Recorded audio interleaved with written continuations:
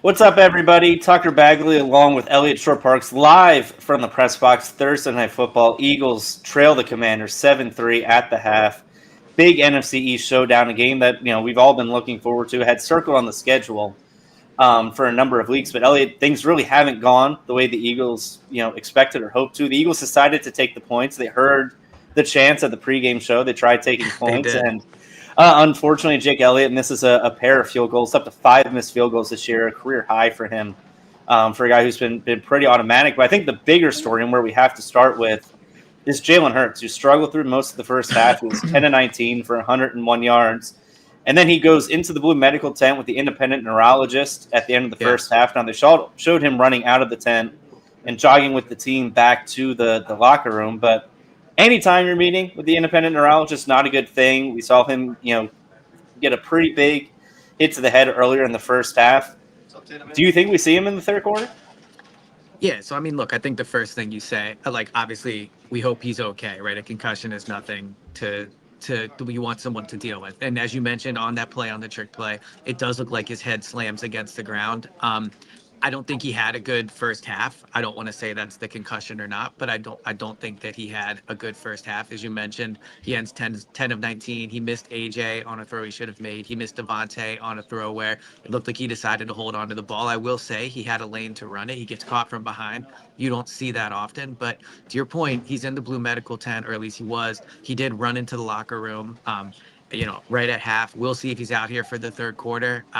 Look, if he has a concussion, he shouldn't be out there, and he won't be out there if he has a concussion. But if he does come out for the second half, he has to play better. It was not a good first half for him. I thought the offense overall wasn't that great. The Mekhi Becton penalty on the first drive really stalled what was a good drive for them to begin with. It looked like they were going to go in, get points. This place was ready to go, and that doesn't happen. So that was a disappointing result. And the next few drives, they stall. On the defensive side of the ball, I thought they actually played pretty well. They had the one drive that was not good, but outside of that, I thought that they got to Jaden Daniels a few times. The defensive line seems to be winning there. But yeah, as I sit here in the press box waiting for the third quarter, the big question is obviously, is Jalen going to come out?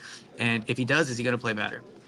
Yeah, I mean, you mentioned just his decision making seemed off, and for a game that started off so well, the opening drive seemed to go well for the Yeah. Eagles. Then you mentioned the Mekhi Becton penalty. Saquon Barkley had a run that lost 2 yards. And they kind of just went backwards, and then Elliott misses that 47-yard field goal.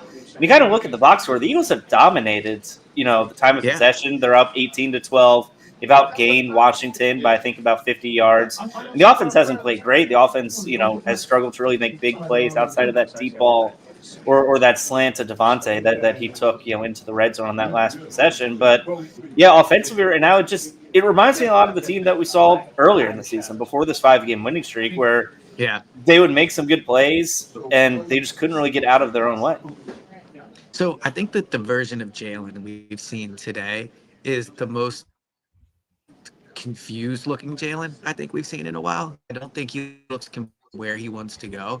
And you can tell by the fact that sometimes he looks like he's going to run, then he was pulling it down, then he wasn't. Just not a good half for him. But the offense as a whole, look, like guys are open. I mean, Jahad Dotson drops that pass on third down, hits him square in the hands. That's a catch he has to make. Devontae was open. Jalen didn't hit him. So I think that, I don't think the Commanders are really doing something the Eagles can't solve. It looks like they're getting guys open. It's just about execution at this point. You brought up Jake Elliott. Obviously not a good day for the Elliott brand, but look, like you wonder how this is going to impact Sirianni's decision making later in the game. This is clearly going to end up being a tight game, 7-3 right now. Every point's going to really matter. They should be winning the game 9-7. For like as bad as it feels watching it, and they should be up if the kicker makes his field goals. Later in the game, it's going to be tough for. Excuse me, sorry, I got a text about the Jalen thing, but later in the game, like Nick's going to have to make some decisions on fourth downs. And does he go to Jake Elliott? I think he will. I think he'll continue to show faith in him. I think it's probably the right decision. I'll say this now before we get into the post game. Like, I would probably still trust Jake Elliott. He's made a lot of big kicks in his career. He's proven to be clutch in his career. I think you still trust him. But it is going to set up an interesting dynamic because he's not kicked well. He's now missed 5 on the year. He missed 2 today. I don't know what you would do late in games, but there's going to be a situation where Nick's going to have to decide. And my guess is he trusts Jake Elliott. I think it's probably the right call, but it's not an easy choice. No, but this has been Nick Sirianni's MO, like in his time as Eagles head coach, right? Like he's trusted his guys almost to a fault. Like he trusts Jalen, he trusts the guys on his roster to make plays, and I think Jake Elliott falls into that. And Jake Elliott has a history of making big kicks, as you mentioned. I mean, up until this season, outside of 2020, he struggled a little bit. He's been as automatic as any kicker in the NFL up until 2024, and he's really struggled this season. But you're right. I mean, I think you look at what they've done, and outside of those two missed kicks, they could be up 9-7. They could be ahead. We could have really a different feel. But, I mean, the Jalen Hurts possible injury, possible concussion. I mean, I think that's kind of the cloud hanging over everybody at halftime. Does he come out in the third quarter? Does he even have his helmet? Right? That's usually the sign you see with an injured player. Is he on the field with his helmet, or are we going to see Kenny Pickett, taking snaps and warming up on the sideline?